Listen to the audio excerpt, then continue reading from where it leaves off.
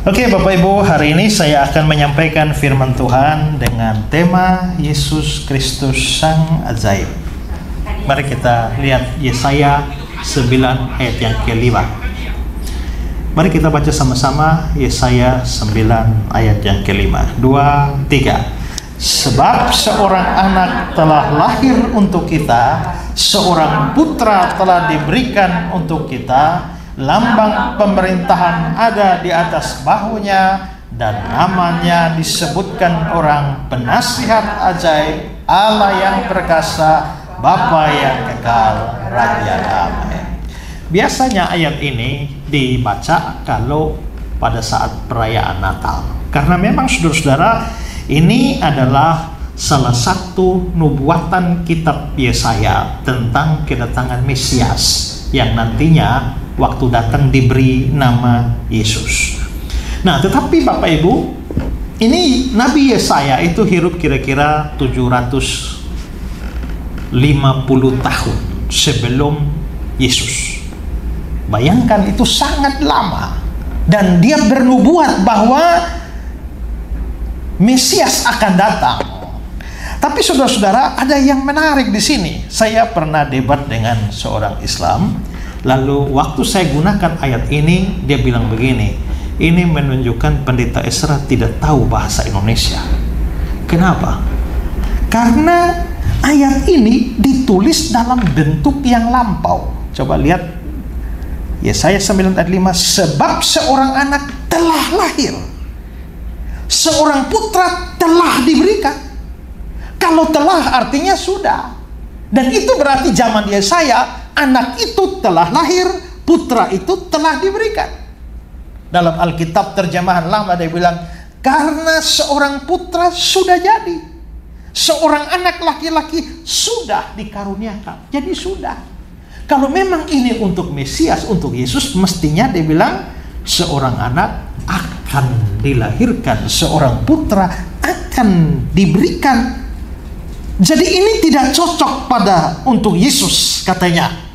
Nah, sekarang saudara, memang kalau kita memeriksa terjemahan Alkitab, ya Alkitab itu terjemahannya banyak, ya ada di Indonesia banyak, ya lebih banyak lagi dalam bahasa Inggris. Nah, kalau kita memeriksa terjemahan Alkitab, maka ada ayat-ayat yang memang menubuatkan atau menulis ayat ini itu dalam bentuk, ya tadi kita lihat ini berarti sudah lampau ya. Tapi ada yang menulisnya dalam bentuk present. Misalnya dalam versi King James dia bilang bahwa is born, is given. Pakai is, artinya itu present. Dan Revised Standard Version, New International Version persis seperti King James. Tapi aneh juga ada terjemahan ayat Alkitab yang future. Misalnya dalam New American Standard Bible dia bilang will be born, will be given. Ya. Atau God's word sama, will be born, will be given. Akan dilahirkan, akan diberikan. Nah, karena itulah maka terjemahan Alkitab ini terbagi tiga, yaitu ada yang bentuk lampau, ada yang bentuk sekarang, ada yang bentuk yang akan datang. Tapi kalau ditinjau dari bahasa asli, memang itu yang benar terjemahan itu adalah bentuk lampau. Ya. Sehingga saya kira mungkin karena supaya tidak membingungkan, maka beberapa terjemahan itu merubahnya dalam bentuk future. Tapi aslinya memang bentuknya lampau, dianggap sudah terjadi. Nah, mengapa sampai kalau memang ini nubuat untuk Mesias yang baru datang 750 tahun ke depan, mengapa ditulis dalam bentuk yang lampau? Nah, ada dua alasan. Pertama, sekalipun ini adalah nubuat, tetapi digunakan bentuk lampau seakan-akan hal itu sudah terjadi untuk menunjukkan kepastian terjadinya nubuat itu. Saudara, ini bukan karangan saja atau akal-akalan saja untuk membenarkan hal ini, karena dari sisi bahasa Ibrani bentuk semacam ini namanya prophetic perfect. Ya, ini namanya prophetic perfect, di mana Ini satu profetik, satu nubuatan. Kalau namanya nubuatan itu baru akan terjadi di muka. Tapi perfect, itu bentuk yang sudah lampau dan dianggap sudah selesai, sudah sempurna selesai, atau selesai dengan sempurna. Nah, saudara-saudara, di dalam banyak nubuatan mesianis, itu menggunakan bentuk profetik perfect ini. Saya mau beri contoh dari Alkitab supaya kita melihat bahwa bukan kasus itu bukan hanya di Yesaya 9 ayat 5. Yesaya 53 ayat 4 dan 5. Ini nubuat tentang hamba Tuhan yang menderita, Mesias yang menderita. Perhatikan. Tetapi sesungguhnya penyakit kitalah yang ditanggungnya. Tidak bilang yang akan ditanggung loh. Penyakit kitalah yang ditanggungnya. Kesengsaraan kita yang dipikulnya, padahal kita mengira dia kena tulah, dipukul dan ditindas oleh Allah.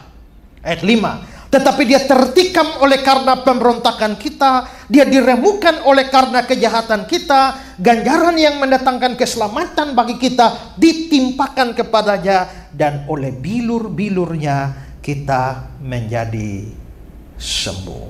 Nah saudara, ini kan dari Yesaya 53 juga, berarti kurun waktunya sama, bernubuat ke depan.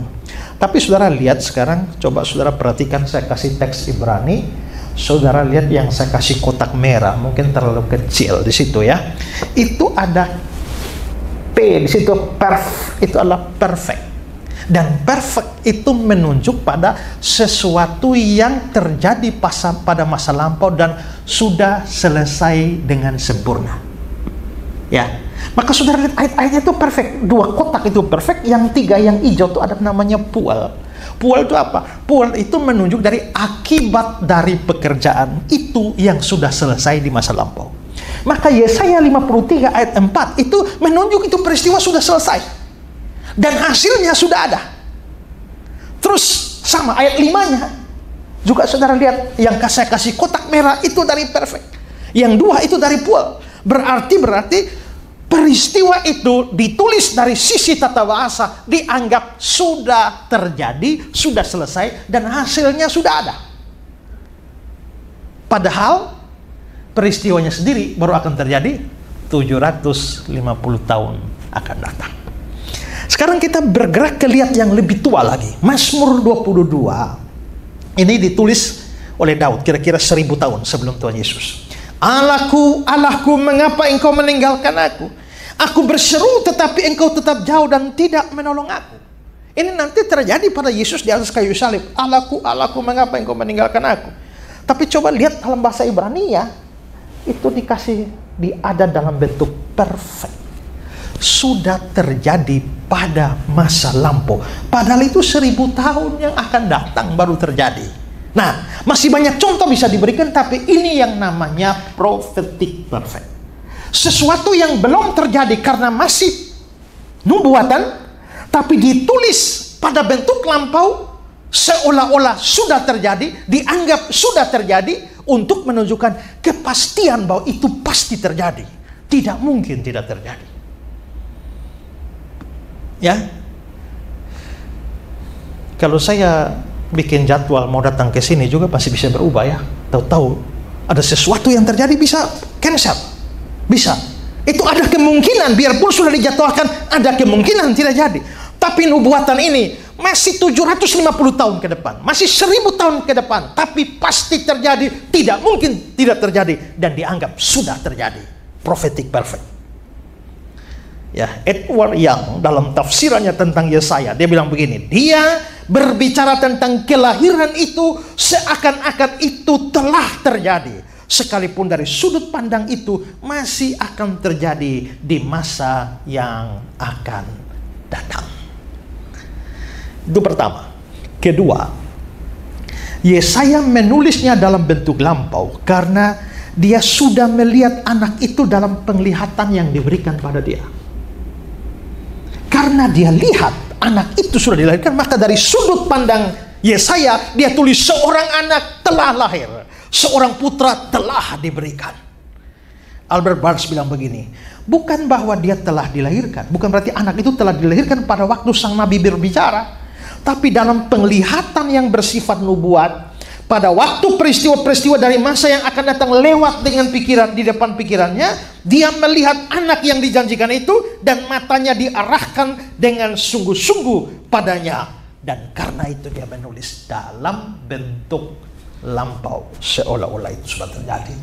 Karena itu ditulisnya dalam bentuk lampau tidak membuat nubuat itu bukan untuk Mesias atau Yesus. Ya, karena itu waktu orang Islam bilang kelihatannya pendeta Esra tidak tahu bahasa Indonesia. Ya, bukan saya tidak tahu bahasa Indonesia, Bapak yang tidak tahu budaya bahasa Ibrani. Ya, bagi kita mungkin aneh kan, tapi itu namanya budaya orang. Budaya orang itu kita tidak bisa utak-atik. Kita harus menafsirkan kalimat berdasarkan perspektif budaya dia. Pada waktu saya masuk sekolah teologi pertama kali, waktu kenalan-kenalan ya dengan teman-teman baru masuk satu angkatan itu ya. Terus saya ke satu teman, ya, kamu dari mana? Dia bilang, kita dari Manado. Kamu datang berapa banyak orang? Kita sendiri. Maka saya bingung, kok kita sendiri? Mestinya kita itu tidak bisa sendiri kan? Ya kan? Kalau sendiri jangan pakai kita. Itu tidak masuk akal. Tata bahasa tidak betul. Lama-lama baru saya tahu, oh orang bagian sana tuh ya begitu, menyebut dirinya kita. Tidak masuk akal kan? Masa kita Tuhan tunggal kenapa dijamakan? Tapi itulah budaya orang. Ya, itu budaya orang. Kita tidak bisa kalau mau memahami cara berpikir mereka, ikutilah budaya mereka dalam berbicara. Nah, begitu juga orang Ibrani. Memang pola pikir mereka begitu. Untuk sesuatu di depan yang pasti terjadi, tidak ada kemungkinan tidak terjadi, dianggap sudah terjadi. Itulah prophetic perfect. Nah, Yesaya 9 ayat 5 itu dalam bentuk prophetic perfect. Maka tetap ini untuk Yesus dan nubuatannya tidak bisa tidak terjadi. Makanya 750 tahun kemudian nubuat ini tergenapi di dalam Yesus. Nah, saudara-saudara, terlepas dari itu, Yesus atau Mesias yang akan dilahirkan itu, diberikan itu, dikatakan namanya disebutkan orang. Nah, nama disebutkan orang ini bukan berarti nama diri, tapi maksudnya adalah gelar-gelar yang diberikan kepadanya. Ini sama seperti Matius 1 ayat 23. Mereka akan menamakan dia Immanuel. Sedangkan 2 ayat sebelumnya di ayat 21, engkau akan menamakan dia Yesus. Lalu orang tanya, Pak, sebenarnya yang lahir itu Yesus atau Immanuel? Yesus itu nama diri, tapi Immanuel itu gelarnya. Sama seperti Pak Tong, itu nama dirinya Stephen Tong, tapi kadang ada yang memberi gelarnya Billy Graham Asia. Ya, jadi namanya gelarnya. Nah, dan gelar-gelarnya apa? Yesaya 9:5, namanya disebutkan orang penasihat ajaib. 1, 2, Allah yang perkasa, El Gibor. 3, Bapa yang kekal. 4, Raja Damai. Jadi ada berapa? 4 atau 5? 4 atau 5?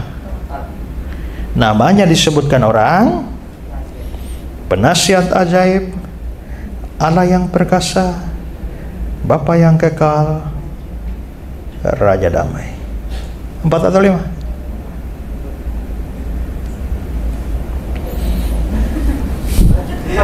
4 ya? 4. Nah, kenapa 4? Karena yang nomor 1 itu penasihat ajaib. Tapi kalau Bapak Ibu lihat di dalam Alkitab yang lain, penasihat itu sendiri, ajaib itu sendiri, bukan penasihat ajaib. Nah, memang ada dalam NIV itu juga disebut seperti Indonesia, Wonderful Counselor, penasihat ajaib. Contemporary English version sama, Be Wonderful Advisor, penasihat ajaib. Tapi coba lihat Authorized Version. Authorized Version bilang bahwa His name shall be called Wonderful Counselor. Berarti penasihat, ajaib sendiri, penasihat sendiri.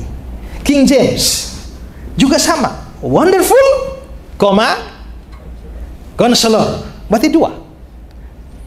Alkitab Indonesia terjemahan lama, namanya pun disebut oranglah ajaib, bicara, karena penasihat itu berbicara toh, maka dia ajaib, bicara. Jadi sebenarnya ada dua di situ, yaitu namanya disebutkan orang ajaib, kedua penasihat, ketiga Allah yang perkasa, keempat Bapa yang kekal, kelima Raja Damai. Jadi 4 atau 5? 5. Kalau lihat terjemahan itu ya. Nah, tapi kalau memang begitu, itu ajaib dan penasihat itu sebenarnya dua nama berbeda. Tapi kenapa kok ada yang bilang penasihat ajaib? Karena sekarang lihat Yesaya 28 ayat 29. Dan ini pun datangnya dari Tuhan semesta alam. Dia ajaib dalam keputusan dan agung dalam kebijaksanaan. Dalam versi NIV dia bilang wonderful in counsel, ajaib dalam nasihat. Karena ada Yesaya 28 ajaib dalam nasihat, maka orang waktu baca Yesaya 9 ayat 5 itu digabungkan antara ajaib dengan nasihat menjadi penasihat ajaib. Tapi sebenarnya ajaib itu sendiri. Karena itu Yesus di dalam Yesaya 9 ayat 5 mempunyai 5 nama. Ajaib, penasihat, Allah yang perkasa, Bapa yang kekal, Raja Damai. Ini bisa 5 kali khotbah ya. Sekarang saya kasih yang pertama saja, yaitu ajaib. Maka Yesus Kristus sang ajaib. Itu tema kita. Nah, sekarang kita bahas Yesus itu, Mesias itu disebut sebagai ajaib, sang ajaib. Kenapa dia diberikan nama seperti itu? Menurut Charles Spurgeon, karena memang orangnya sendiri ajaib. Ya, saudara yang kekasih, ada 100 hal di dunia ini yang disebut dengan nama yang tidak semestinya. Tapi pada waktu memasuki teks ini, saya harus mengumumkan bahwa pada pembukaannya bahwa Kristus disebut ajaib. Karena memang begitu. Allah Bapa tidak pernah memberi anaknya nama yang tidak layak ia dapatkan. Jadi memang kalau dia diberikan nama ajaib, ya memang karena orangnya ajaib. Yesus itu orangnya ajaib. Yesus ajaib, Tuhanku ajaib. Ya kan? Apa? Kasihnya ajaib bagiku. Ya, Yesus ajaib. Nah, ajaib ini bahasa Ibraninya adalah pele, yang artinya sesuatu yang luar biasa, di luar atau melampaui pemikiran manusia dan bersumber dari Allah. Dan biasanya dalam perjanjian lama itu menunjuk pada sifat Allah yang melampaui batasan pengertian manusia. Dalam Mazmur 77, Engkaulah Allah yang melakukan keajaiban, pele. Hakim-Hakim 13, mengapa engkau menanyakan namaku? Bukankah nama itu pele, nama itu ajaib? Saudara lihat, tetapi jawab malaikat Tuhan kepadanya, malaikat Tuhan, ya, mengapa engkau menanyakan namaku? Malaikat Tuhan itu sebenarnya Tuhan, ya. Dan Tuhan di situ Tuhan, huruf besar semua. Itu Yahweh. Maka, saudara, bukankah nama itu ajaib? Berarti nama Yahweh itu ajaib. Dan kalau Yesus diberikan nama ajaib, dia pasti adalah Yahweh. Nah, jadi gelar ajaib untuk Mesias menunjukkan bahwa dia itu bukan hanya sekedar manusia biasa, tapi dia berasal dari Tuhan. Dia memiliki sifat yang ilahi. Dan di sisi lain, dari segi konteks, Yesaya menulis ini ketika bangsa Yehuda dalam kesulitan. Dan dalam situasi seperti ini, mereka membutuhkan seorang pemimpin, seorang penyelamat yang bisa membawa keselamatan pada mereka. Dan Mesias digambarkan sebagai penyelamat yang ajaib. Nah, sekarang saya ingin merinci apa saja dari Yesus yang ajaib. Kita start pertama, kelahirannya sendiri sudah ajaib. Ya, Alkitab berkata Yesus lahir dari seorang perawan, tanpa hubungan seks dengan seorang laki-laki. Ibunya mengandung dan melahirkan dia. Berarti dari sisi kelahirannya saja dia sudah lahir secara ajaib. Dan di kolong langit ini tidak pernah ada orang yang lahir secara ajaib ini. Hanya satu-satunya Yesus ini. Ya, mungkin saja kalau sekarang zaman modern dibuat rekayasa tertentu, mungkin orang bisa hamil tanpa hubungan seks, ya. Ya. Tetapi untuk ukuran pada zaman itu terjadi hanya keajaiban. Ya, hanya keajaiban. Nah, apakah hanya Yesus saja yang mengalami atau mempunyai keajaiban semacam ini? Sebenarnya kalau kita belajar mitologi, ya, itu banyak juga cerita-cerita tentang orang yang lahir dari perawan. Misalnya di dalam budaya Yunani, itu dewa Zeus dikatakan mendekati seorang perempuan namanya Alkmene tanpa hubungan seksual, kemudian lahirlah orang yang namanya Hercules. Ya, jadi Hercules itu lahir dari perawan. Ini Hercules mitologi Yunani, ya, bukan Hercules di Jakarta, ya. Di dalam mitologi Mesir, misalnya Isis dikatakan mengandung Horus secara ajaib setelah suaminya Osiris dibunuh dan dimutilasi. Nah, tapi ini mungkin tidak terlalu cocok karena dikatakan bahwa tubuh Osiris yang telah dimutilasi itulah yang tiba-tiba berbuat keajaiban sehingga membuat Isis itu menjadi hamil. Dari Hindu dikisahkan bahwa Wisnu itu kan mereka kan percaya reinkarnasi, kan. Sudah habis mati lahir lagi, mati lahir lagi.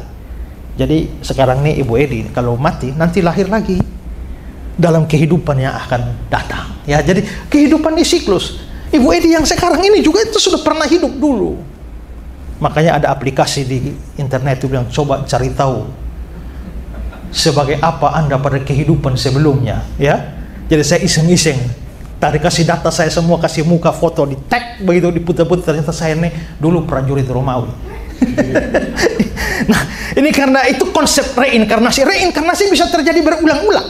Nah, dikatakan bahwa Wisnu itu dalam reinkarnasi yang ke-8 dia muncul sebagai Krishna melalui seorang perawan yang namanya Devaki. Ya. Dalam beberapa versi dari Zoroaster dikatakan bahwa dia dikandung secara ajaib dari seorang perawan yang menerima benih dari dewa. Dan menurut mitologi Romawi, Mars sebagai dewa perang itu membuahi Rhea Silvia, seorang perawan, dan dia melahirkan Romulus dan Remus yang adalah pendiri dari kerajaan Roma. Bahkan Kaisar Agustus, Alexander Agung pun dipercaya lahir dari perawan-perawan. Nah, kalau begitu ada begitu banyak cerita bahwa ada orang-orang lahir dari perawan. Gara-gara ada mitologi begitu, maka orang liberal mulai menuduh ini pasti Alkitab ngambil dari sana ini, ya, lalu dimodifikasi. Nah, tapi saudara, itu tuduhan yang salah sasaran. Karena begini, kalau dipelajari secara detail kisah kelahiran Yesus yang ajaib ini dengan detail dari semua mitos-mitos itu, justru akan lebih terlihat banyak perbedaannya ketimbang persamaannya. Ya. Itu sama seperti teori yang mengatakan manusia berasal dari monyet. Lalu pendeta Stephen Tong bilang kesalahan teori evolusi adalah dia melihat kesamaan manusia dengan monyet. Wih, kok manusia begini, monyet begitu ya? Sama ya? Wih, monyetnya begini, ternyata mirip manusia ya? Kesalahannya dia lihat kesamaan manusia dengan monyet, lupa perbedaan manusia dengan monyet. Ada sejumlah persamaan manusia dengan monyet, tapi kalau lihat perbedaan manusia dengan monyet, Begitu banyak perbedaan antara manusia dan monyet. Sehingga saya nggak tahu benar apa tidak, katanya pernah diadu antara manusia paling idiot diadu dengan monyet paling jenius.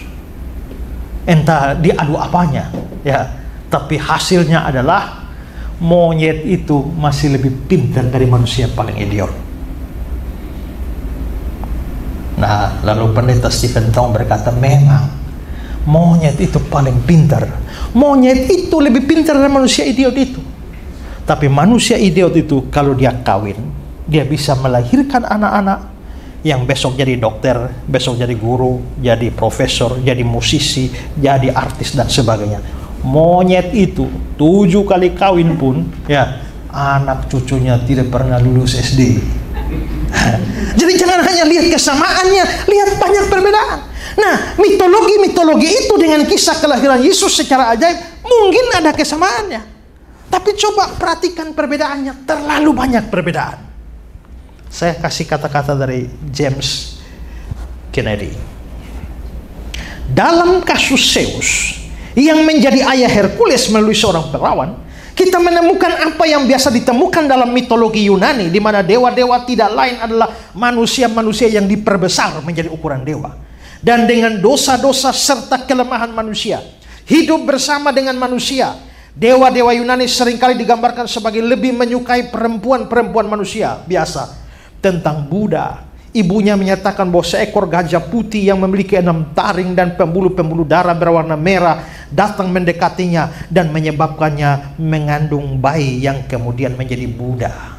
Ya, seperti dalam gambar ini, tuh kelihatan tuh gajah itu yang datang, sehingga akhirnya muncul peristiwa itu. Dalam kasus Wisnu, menurut legenda, dia pertama kali menjelma jadi ikan, lalu kura-kura, selanjutnya beruang, selanjutnya singa, dan beberapa makhluk aneh lainnya.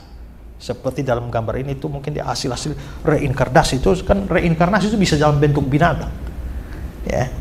Itulah sebabnya orang Hindu juga tidak mau potong binatang atau bunuh binatang secara sembarangan. Bisa jadi itu nenek moyang kita dulu, ya.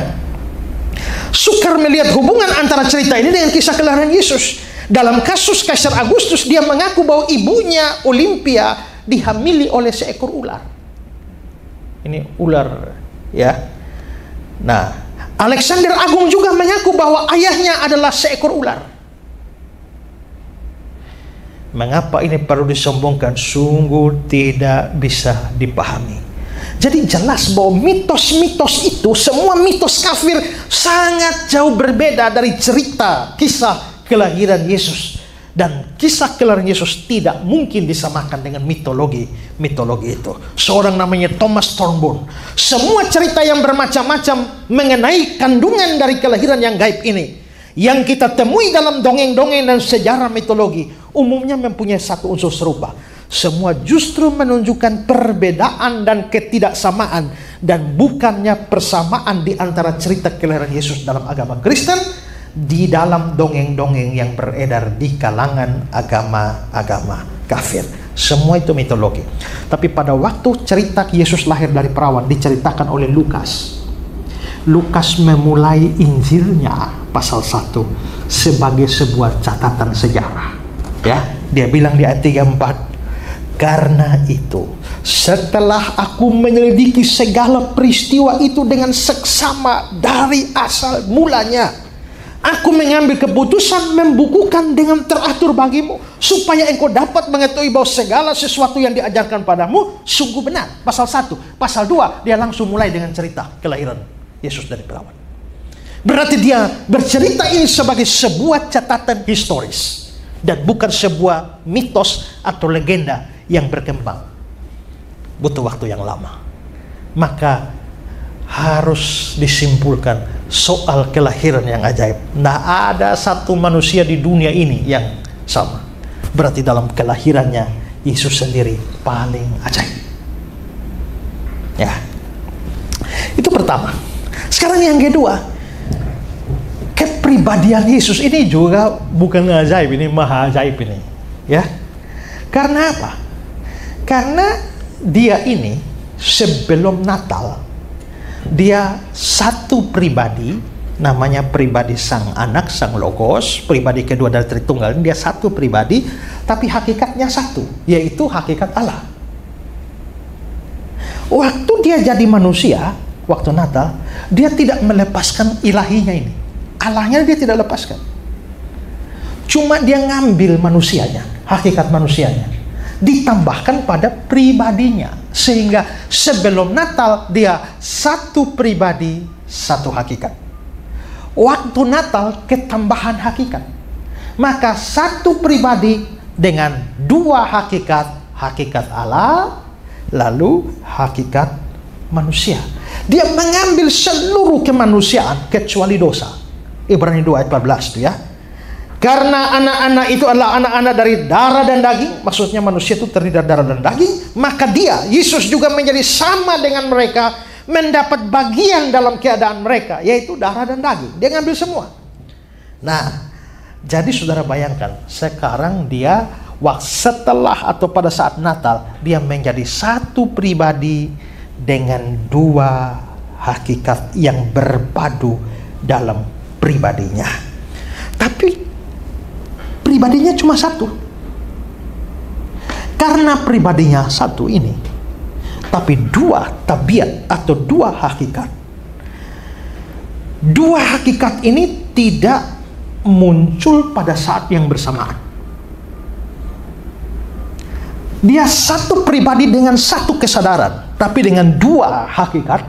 Maka kadang-kadang kita melihat bahwa hakikat ilahinya naik ke permukaan. Yang manusianya nggak tahu tenggelam kemana. Tapi kadang-kadang kemanusiaannya naik. Yang ilahi ini nggak tahu kemana. Ini misteri. Itulah sebabnya kalau yang ilahi ini naik, dia ngomong itu, ya, dia tahu semua. Yohanes 2 ayat 25, tidak perlu seorang pun memberi kesaksian padanya tentang manusia, sebab dia tahu apa yang ada di hati manusia. Waktu itu yang ilahinya naik kan sebagai Allah, kan dia punya kuasa mengampuni dosa. Maka di Markus pasal 2 ya, dia bilang, hai anakku, dosamu sudah diampuni. Ayat 10, di dunia ini anak manusia berkuasa mengampuni dosa. Orang Yahudi kan tidak paham ini, sampai mereka angkat batu mau lempar dia kan. Tapi kalau kemanusiaannya yang muncul, tadi kan dia tidak usah kasih tahu, dia tahu semua. Tapi Matius 24 tentang hari dan saat itu tidak seorang pun tahu, malaikat di surga tidak, anak pun tidak. Jadi dia ini tahu apa tidak ya? Tahu ya bisa ya Pak ya. Ya. Itu bagaimana itu? Ini agak susah kita pahamin. Waktu di percakapan dengan Petrus, Simon anak Yohanes, apakah engkau mengasihi aku? Ya. Tuhan Yesus tanya sampai 3 kali. Sampai pertanyaan 3, Petrus bilang, Tuhan, engkau tahu segala sesuatu. Engkau tahu bahwa aku mengasihi engkau. Simon Petrus tahu, Yesus itu tahu segala sesuatu. Tapi tahu segala sesuatu, kenapa di sini kau tidak tahu hari kiamat? Gara-gara ini membuat orang-orang yang anti Yesus Tuhan itu mempersoalkan, masa Yesus kok tidak tahu hari kiamat? Saya kemarin lihat debatnya Egy Sujana itu lawan Pak Muri Wali itu. Ini Egy Sujana persoalkan ayat ini. Ya, kalau Yesus itu Tuhan, masa kan nanya sama Bapa? Padahal ayatnya nggak bilang nanya loh. Ya, hanya bilang bahwa anak tidak tahu, hanya Bapa. Nanti dia bisa lapar, dia bisa haus, ya dia capek. Nah itu juga yang Egy Sujana bilang kan, masa Tuhan kok capek itu, Tuhan kok lapar itu. Kan sederhana saja ya, bahwa yang dia serang itu adalah sisi kemanusiaan. Karena tadi saya bilang, satu pribadi dengan dua hakikat ini. Tapi saudara, kemanusiaan dan kealahan di dalam pribadi itu, bagaimana kedua sifat ini berinteraksi? Ya, para teolog mengatakan kedua hakikat itu bersatu tapi tidak bercampur. Ya, jadi tidak ini kayak satu merah satu putih bersatu tapi tidak campur menjadi pink. Enggak. Jadi hakikat manusia dan hakikat ilahi tetap mempertahankan sifat-sifatnya sendiri-sendiri, tapi bersatu di dalam satu pribadi. Mereka, yang saya sebut mereka ini adalah hakikat ilahi dan hakikat manusia, berbeda. Hakikat ilahi bukan hakikat manusia bukan hakikat ilahi, tapi kedua hakikat ini bersatu di dalam satu pribadi. Selanjutnya, sabar dulu ya, jangan itu ke situ dulu. Sifat-sifat dari hakikat manusia Yesus tidak diberikan kepada hakikat ilahi, yang mengubah hakikat ilahi menjadi hakikat manusia. Dan sifat hakikat manusia tidak diberikan kepada yang ilahi, tidak cross. Oke, sekarang saya nanya, saya gambarkan begini. Sebagai Allah, dia maha tahu. Sebagai manusia, dia nggak maha tahu. Yang maha tahu ini, dari kealahan ini, tidak diberikan untuk mempengaruhi kemanusiaan yang tidak maha tahu supaya diubah jadi maha tahu. Tapi sifat tidak maha tahu yang di kemanusiaan ini tidak diberikan kepada yang ilahi untuk mengubah yang ilahi menjadi tidak maha tahu. Tapi yang maha tahu dari keilahian ini disupport ke pribadinya, sehingga dia menjadi pribadi yang maha tahu. Tapi yang tidak maha tahu dari kemanusiaan disupport ke pribadinya, sehingga pribadinya juga tidak maha tahu. Nah, sekarang saudara lihat gambar ini. HM ini hakikat manusia, HI ini hakikat ilahi. Antara hakikat manusia dan hakikat ilahi tidak bisa saling mempengaruhi. Yang ilahi tidak bisa mempengaruhi yang manusia supaya menjadi ilahi, dan yang manusia tidak mempengaruhi yang ilahi supaya jadi manusia. Masing-masing tetap mempertahankan sifatnya.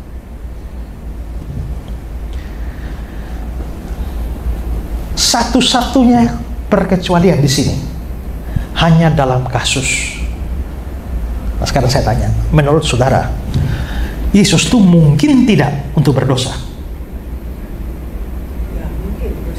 Kita tidak bicara fakta loh ya. Faktanya dia tidak berdosa, tapi secara teori kemungkinan dia mungkin nggak? Mungkin bisa lapar kok. Tapi kan lapar itu kan bukan dosa. Lapar itu kan manusia, kemanusiaan. Manusia tidak identik dengan dosa. Karena Adam sudah manusia sebelum berdosa. Yesus mungkin berdosa nggak? Sebetulnya ya mungkin. Ada hal-hal yang harusnya mungkin ya.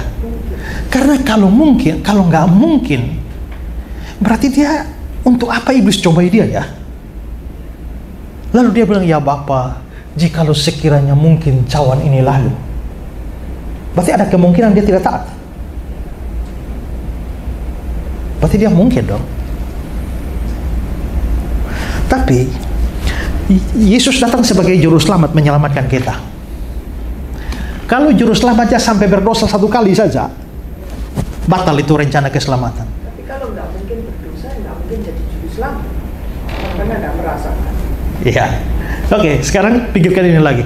Mungkinkah rencana Allah untuk penyelamatan dunia ini gagal? Gak mungkin. Kalau Yesus berdosa, ada kemungkinan Yesus berdosa, ada kemungkinan rencana Allah gagal. Jadi sebenarnya Yesus ini mungkin berdosa nggak ya? Tidak. Kebanyakan orang berpikir bahwa Yesus mungkin berdosa karena kan dia jadi manusia dong.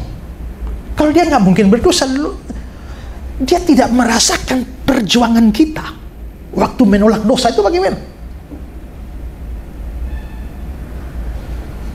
Kita melihat kemanusiaannya dan mengatakan mungkin, tapi lalu bagaimana dengan yang ilahinya?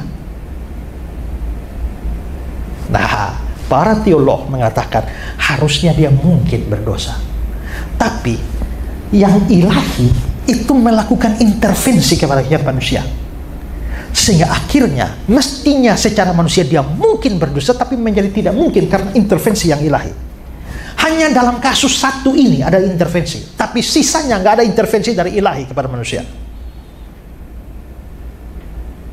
Tapi yang ilahi tidak diberikan kepada manusia, tapi dia support ke pribadi.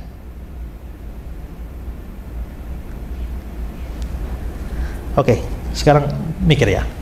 Secara ilahi dia tidak terbatas. Yang tidak terbatas ini tidak mempengaruhi yang manusia, sehingga manusia jadi tidak terbatas. Yang manusia itu terbatas. Yang manusia terbatas tidak mempengaruhi yang ilahi, sehingga yang ilahi jadi terbatas. Tapi ilahi yang tidak terbatas disupport ke pribadi Yesus, sehingga pribadi Yesus tidak terbatas. Tapi yang sifat terbatas dari manusia disupport ke pribadi Yesus, sehingga Yesus juga menjadi terbatas. Jadi Yesus itu terbatas atau tidak terbatas? Waktu di dunia mestinya terbatas ya Pak. Yang waktu di dunia juga dia sudah Allah loh, tetap Allah loh. Lalu kapan terbatasnya dan kapan tidak terbatas? Ya. Nah, sekarang sudah cari manusia model kayak begini ada di mana? Ini rumit sekali pribadi Yesus itu. Ya, kalau memahami Allah Bapa, Roh Kudus ya gampang, Allah sudah selesai, titik ya. Kita ya manusia, tapi pada waktu Yesus ini kok ini dua ini masuk dalam satu pribadi. Maka di sini kita boleh mengatakan bahwa tidak ada orang bisa pecahkan misteri yang terjadi di dalam diri Yesus. Maka tadi kelahirannya ajaib, sekarang pribadinya ajaib. Sulit itu pribadi Yesus. Ketiga, ajarannya juga ajaib, ya.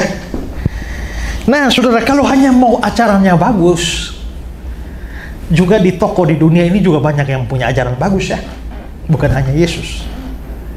Walaupun kita mungkin bisa berdebat menunjukkan bahwa ajaran Yesus yang terbagus, tapi para rabi-rabi penting di dalam dunia ini juga punya ajaran bagus-bagus juga. Buddha juga punya ajaran bagus itu. Ya, Konghucu dikenal sebagai orang yang bijak. Dan mereka hidup sebelum Yesus. Terakhir saya khotbah tahun baru di Kupang itu, segala kebenaran adalah kebenaran Allah. Kalau itu kebenaran, tidak peduli ditemukan dimanapun itu dari Allah. Bahkan kebenaran bisa ditemukan di dalam agama lain. Tapi saya tidak bicara soal keselamatan. Keselamatan harus lewat Yesus.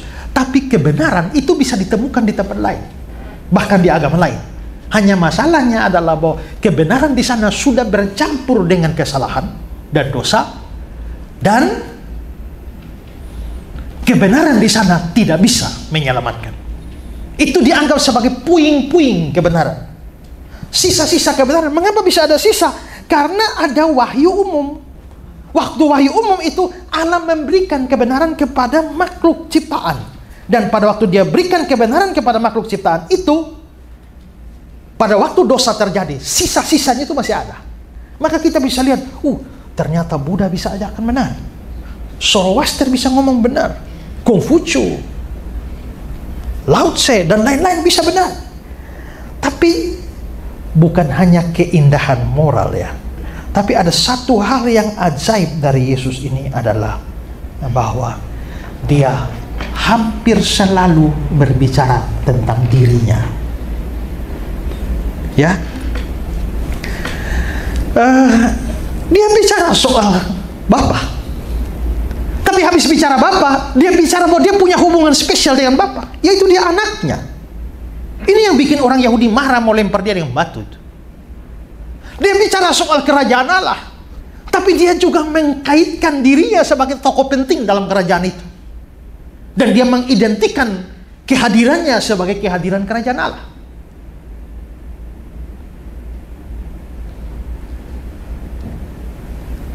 Saudara, waktu dia bilang, percayalah kepada Allah, percayalah juga kepadaku. Aneh ya? Dan yang paling ajaib adalah dia selalu bicara hal penting, itu dirinya. Akulah roti hidup, akulah terang dunia, akulah kebangkitan dan hidup. Akulah jalan dan kebenaran dan hidup. Akulah pokok anggur. Akulah pintu. Akulah. Aneh sekali ini guru ini. Selalu bicara tentang dirinya. Dan pertanyaan pertama yang dia tanyakan ketika kebingungan tentang dirinya, dia bilang, apa katamu, siapakah aku ini? Ya, John Stott bilang begini, guru-guru lain meniadakan diri, tapi Yesus mengangkat diri. Masing-masing guru itu berkata, menurut pendapatku inilah jalan kebenaran, hendaklah engkau menurutinya. Tapi Yesus berkata, akulah kebenaran, ikutlah aku. Tidak seorang pun pendiri agama lain yang berani mengeluarkan pernyataan demikian. Gara-gara model seperti ini, maka pengajaran-pengajaran Yesus itu menjadi begitu ajaib dan menakjubkan bagi banyak orang. Markus 1 ayat 22, mereka takjub mendengar pengajarannya. Markus 6 ayat 2, jemaat yang besar takjub ketika mendengar dia. Lukas 4 ayat 22, mereka heran akan kata-kata indah yang diucapkannya. Lukas 15 ayat 48, seluruh rakyat terpikat kepadanya. Yohanes 7, bagaimana orang ini mempunyai pengetahuan demikian tanpa belajar? Belum pernah seorang manusia berkata seperti orang ini. Bukan hanya pada zaman itu, tapi sampai dunia kiamat. Karena itu ajarannya ajaib. Kelahirannya, pribadinya, ajarannya. Sekarang yang keempat, tindakan-tindakan yang juga ajaib. Ya. Yesus bangkitkan berapa orang?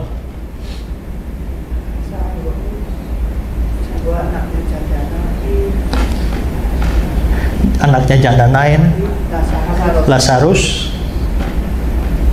anaknya perwira. Anaknya imam. Ya, 4 ya. Oke. Kita tidak hitung waktu dia mati terus kubur-kubur itu lain. 4 ya. Di perjanjian lama ada nabi mana yang pernah bangkitkan orang mati? Elia, Elisa. Berapa orang? Elia 1 orang. Elisa 1 orang. Hanya satu-satu. Di perjanjian baru selain Yesus, Petrus, Paulus. Berapa? Satu-satu. Elia 1, Elisa 1, Paulus 1, Petrus 1, 4. Yesus sendiri 4. Ya, itu tidak terhitung mujizat yang lain. Dan kalau saudara baca bagaimana Elia dan Elisa kasih bangkit orang tuh, kok kayaknya kok ngoyo sekali ya, susah. Dan saya sampai sekarang, kenapa ya pakai acara tidur di atas dulu ya? Kelihatannya berjuang sedemikian rupa. Petrus dengan Paulus itu harus dalam nama Yesus berdoa pakai kuasa Tuhan. Tapi Yesus itu tidak pernah minta izin siapapun. Lazarus keluar. Tapi orang Islam bilang, jangan lupa tuh. Waktu Yesus suruh Lazarus keluar itu sebelumnya Yesus berdoa. Memang Yesus berdoa. Tapi berdoa untuk apa? Bukan berdoa minta kuasa supaya Lazarus dibangkitkan. Bukan. Dia berdoa untuk menunjukkan orang-orang ini tidak percaya bahwa dia ini datang dari Allah Bapa sana. Jadi dia berdoa supaya orang-orang ini tahu bahwa aku datang dari engkau. Lazarus keluar. Tujuannya dia berdoa supaya orang-orang ini lihat, oh berarti benar dong dia datang dari Allah. Dari Allah Bapa. Tapi bukan minta kuasa untuk membangkitkan. Mujizatnya begitu banyak. Mujizat Yesus itu bisa dikategorikan. Pertama, lawan setan, yaitu usir setan-setan ini. Kedua, lawan penyakit, yaitu disembuhkannya banyak penyakit. Ketiga, lawan alam, yaitu suruh redakan ini badai dan segala macam. Dan yang keempat, lawan maut. 4 kali ini. Ini 4 kategori dari mujizat Yesus. Dan mujizat Yesus ini, semua ini yang bikin orang tambah heran ya. Markus 6 ayat yang kedua. Hikmat apa pula yang diberikan padanya dan mujizat-mujizat yang demikian bagaimana dapat diadakan oleh tangannya? Bagaimana bisa? Matius 9 ayat yang ke-33, yang demikian belum pernah dilihat oleh orang Israel. Markus 4 ayat 21, siapa gerangan orang ini sehingga angin dan danau pun taat kepada dia. Lukas 5, siapa yang dapat mengampuni dosa selain daripada Allah sendiri. Itu Petrus itu sudah tangkap ikan sepanjang malam gak dapat, tapi dia suruh tebarkan. Ini langsung ikan banyak-banyak semua datang. Nah, belum pernah ada orang dalam sejarah dengan kasus mujizat semacam ini. Perbuatannya ajaib. Yang kelima, kebangkitannya, kenaikannya ajaib. Ya, sebenarnya kematiannya juga, kematian dan kebangkitan. Kenapa? Karena dia bisa ngomong, memprediksi kematian terlebih dahulu sekaligus dengan kebangkitan lengkap dengan waktu. Anak manusia akan dibunuh mati dan pada hari ketiga akan bangkit. Saudara, tidak ada orang berani prediksi omong kematian sekaligus prediksi kebangkitan lengkap dengan waktu. Itu si siapa namanya, Paulus Tribrata yang dari Jogja itu, yang bilang Yesus akan datang tahun 2029 tuh kan. Sudah mati kan, itu anak buahnya kan tidak mau kubur dia. Yakin bahwa berapa hari kayak dia akan bangkit itu. 40 hari dia akan bangkit, mereka pertahankan mayat. Saudara bisa cari di Google itu, di Jogja itu, Paulus Tribrata. Tapi tidak bangkit-bangkit juga. Mayat sudah busuk, polisi turun tangan paksa kubur. Entah mereka pergi kubur di mana, tidak ada orang yang tahu kuburannya di mana. Sampai akhirnya anak buahnya mengaku sama seperti Tuhan menyembunyikan kuburan Musa, demikian juga Tuhan menyembunyikan kuburan dia. Tapi Yesus bisa prediksi itu, dan saudara bayangkan dia mempertaruhkan seluruh reputasinya, berani dia nggak bangkit. Ini omongannya sudah nggak dipercaya lagi. Nah, tapi mungkin orang pikir, Pak, ini lagi-lagi orang Islam yang kan dia apa hebatnya kalau dibangkitkan tuh. Lihat 1 Korintus 15, dia dibangkitkan pada hari ketiga. Kan dibangkitkan.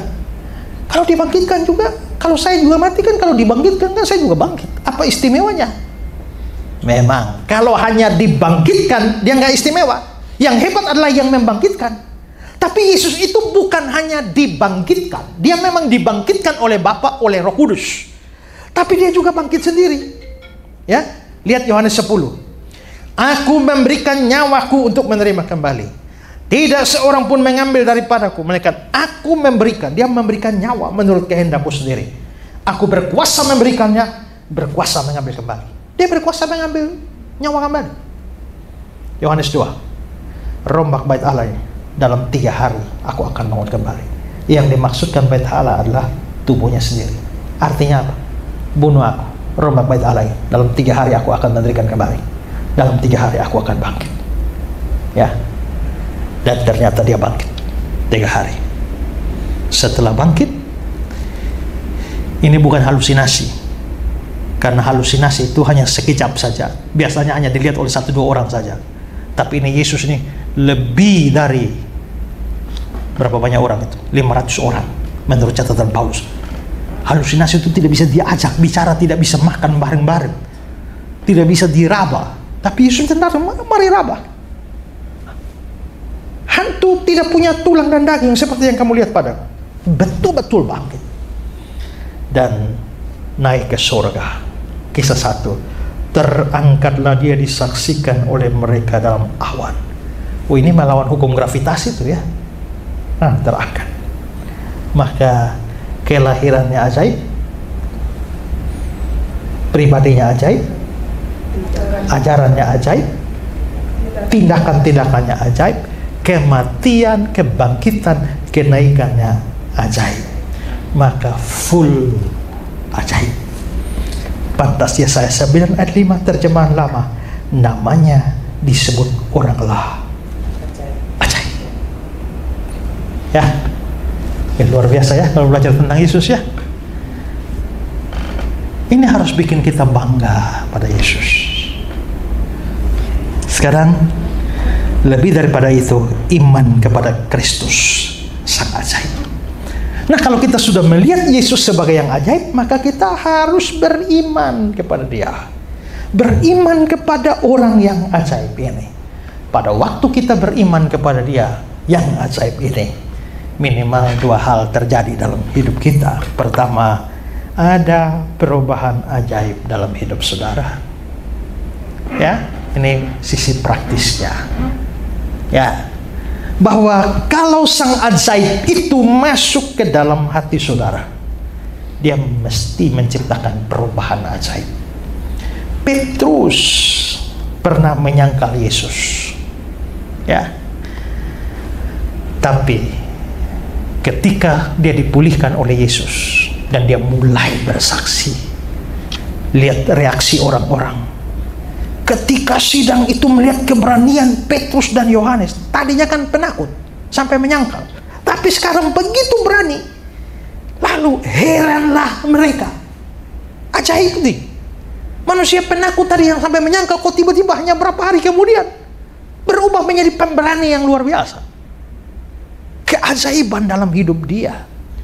Sakeus, perampok uang rakyat itu, ternyata ketemu dengan Yesus. Ajaib perubahannya. Setengah dari milikku akan kuberikan pada orang miskin. Ini belum mau mati nih. Kalau pas mau mati begitu lalu kasih notaris bilang setengah aku dari hartaku untuk orang miskin yang masuk akal. Ini masih hidup ini. Setengah, kita tidak tahu berapa harta dia. Kalau aku pernah peras orang lain, ku ganti 4 kali lipat. Hukum Taurat itu tidak menuntut sampai 4 kali lipat, tapi dia berbuat lebih dari tuntutan hukum Taurat. Ganti 4 kali lipat. Bayangkan kita sekarang sudah jadi Kristen saja utang gak bayar-bayar ya. Makanya orang bilang darah Yesus itu hanya menghapus hutang dosa, tapi tidak menghapus utang uang. Jadi harus tetap dibayar, ya. Nah, Paulus lagi, kita bisa lihat dia penganiaya gereja, tapi anehnya setelah ketemu dengan Yesus, orang yang pernah mau menganiaya dan menghabisi gereja, malah sekarang mendirikan gereja di mana-mana. Ternyata orang kalau ketemu dengan Yesus, sungguh-sungguh dan normal, pasti ada perubahan. Kalau sampai nggak ada, malah tambah buruk, nah itu yang iman tanpa perbuatan itu mati. Tapi kalau betul imannya sejati, ya nggak sempurna, tapi grafiknya lu pasti naik. Perubahan ajaib terjadi padaku sejak Yesus ku terimalah. Ya, 2 Korintus 5. Siapa yang ada dalam Kristus, dia ciptaan baru. Yang lama sudah berlalu, sesungguhnya yang baru sudah datang. Ya. Dan yang kedua, ada keajaiban-keajaiban bagi hidup saudara. Ini tidak mutlak. Ada orang bilang mujizat everyday. Itu mungkin problem pada definisi. Ya. Kalau mujizat dipahami sebagai sebuah peristiwa supra alamiah yang menyimpang dari yang natural, maka tidak bisa mujizat everyday. Tapi kalau kita mau bilang bahwa sebenarnya Tuhan kasih kita kasih karunia everyday, hari ini kalau kamu bangun bernapas, itu mujizat. Kalau kamu masih bisa hidup hari ini mujizat, oke lah. Kita pahami yang dia maksudkan dengan mujizat sebagai kasih karunia dari Tuhan. Tapi kalau mujizat dalam pengertian sesungguhnya supranatural, peristiwa yang menyimpang dari yang wajar. Kalau yang wajar ini kalau sudah mati kan tidak bangun-bangun lagi.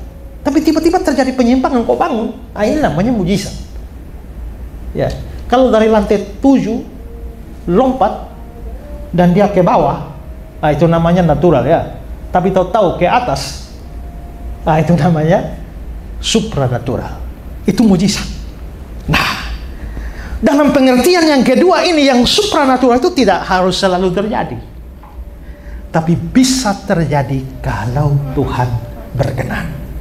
Itulah sebabnya kita tidak boleh maniak mujizat, tapi tidak boleh anti mujizat.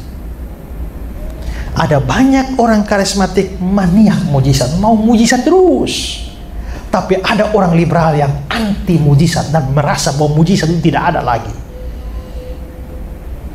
Kenapa saya bilang maniak mujizat? Ini menjadi korban. Ada orang yang anaknya mati. Biasakan ibadah pemakaman, penghiburan. Ini bukan ibadah penghiburan, ibadah pembangkitan. Setiap malam tumpang tangan di mayat, dalam nama Yesus bangkit, dalam nama Yesus bangkit. Puji-pujian terus, penyembahan, kasih bangkit ini anak. Tapi anak tidak bangkit-bangkit juga. Akhirnya terpaksa dikubur. Begitu anak dikubur, orang tuanya murtad dan bilang, Tuhan pendusta. Pertanyaannya, kapan Tuhan janji bahwa kalau kau punya anak mati akan bangkit? Kan tidak. Kalau Tuhan mau bisa, tapi Tuhan tak selamanya mau. Kemarin baru saya baca satu tulisan kecil, dia bilang,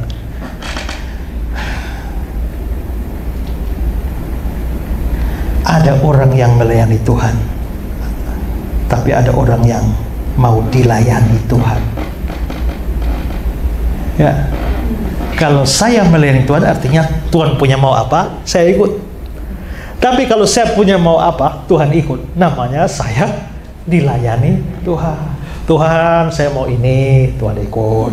Tuhan saya mau ini, Tuhan saya mau ini, Tuhan saya mau ini. Paksa Tuhan. Bahkan tidak memberikan peluang kepada Tuhan. Tuhan, jodohkanlah saya dengan dia, Tuhan. Pokoknya harus jadi. Ya, kalau Tuhan tidak jodohkan saya dengan dia, ya.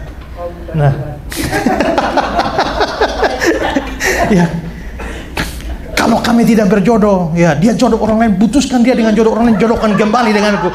Sampai akhirnya tidak memberikan peluang bagi Tuhan untuk melaksanakan kehendak. Ini sebenarnya siapa melayani siapa? Makanya kita itu boleh meminta keajaiban, tapi harus ditambah jika Tuhan mau. Tuhan Yesus saja minta ke Bapa, jikalau sekiranya mungkin cawan ini lalu. Tapi jangan kehendakku, kehendakmu jadi. Doa Bapa kami itu ya. Jadilah kehendakmu. Untuk membuktikan bahwa kita yang ikut Tuhan, maka kita harus bilang kalau Tuhan menghendaki. Kalau Tuhan menghendaki itu tidak ada yang mustahil. Kita juga percaya ada mujizat. Tapi kalau Tuhan mau. Ingat, itu bukan selamanya soal iman. Ada orang yang tidak beriman, tapi kalau Tuhan mau kasih mujizat, Tuhan kasih kok. Pernah ada orang yang tidak beriman, tapi Tuhan bikin mujizat buat dia? Ada. Orang lumpuh itu ya. Tuhan bilang, maukah engkau sembuh dengan Tuhan? Ya. Itu sudah 38 tahun lumpuh. Ini orang mau baru terjun, saya baru mau bergerak begini, orang lain sudah masuk duluan. Kayaknya, padahal Tuhan nanya, maukah engkau sembuh? Sudah nggak ada iman sama sekali. Dia hanya pada kolam itu. Dan dia sudah rasa tidak bisa. Angkat tilammu dan jalan. Orang itu tidak beriman, tapi diberikan kesembuhan. Anehnya ada orang beriman, tapi tidak ada mujizat. Sudah ada duri dalam daging. Dan sudah 3 kali aku berseru kepada engkau supaya ambil duri dalam daging. Tapi Tuhan bilang apa? Cukup sudah, kasih karunia aku. Sebab dalam kelemahan, kuasaku jadi sempurna. Kalau begitu begini, waktu kita berdoa dan harap mujizat, ada 2 kemungkinan terjadi. Pertama, Tuhan kasih mujizat. Kedua, Tuhan gak kasih mujizat, tapi dia tambahkan kasih karunia. Ada karung 100 kilo, berat sekali mau jatuh saja. Tuhan angkat karung ini. Pertama, Tuhan angkat karung itu, kau bebas. Atau kedua, karungnya tetap, tapi Tuhan kasih karunia di dalam, sehingga itu karung 100 kilo tetap di pundak, tapi kamu kuat untuk memikulnya. Sekarang, pikirkan ini. Kalau ada orang yang sakit luar biasa, terus tiba-tiba sembuh, Tuhan dimuliakan? Puji Tuhan, kalau Tuhan sembuhkan, Tuhan mau kelihatan? Yes. Tapi ada orang yang sakit, tapi tidak sembuh-sembuh, tapi setianya kepada Tuhan tidak bergeser sedikit pun. Tetap tabah, tetap ini, melayani. Walaupun sakit, Tuhan dimuliakan? Ya. Kita kadang-kadang hanya pikir Tuhan dimuliakan kalau mujizat saja terjadi, angkat masalah. Tidak. Tuhan punya cara-cara yang berbeda. Ya. Karena itu maka sekali lagi kita tidak anti mujizat. Tapi bukan kita yang menentukannya. Tapi kalau Tuhan mau, tidak ada yang mustahil. Keajaiban-keajaiban bisa terjadi dalam hidup kita kalau sang ajaib itu ada. Kalau begitu, kita bersyukur punya Tuhan yang ajaib, dan biarlah kita mengalami keajaiban-keajaiban dalam hidup kita. Tuhan memberkati kita.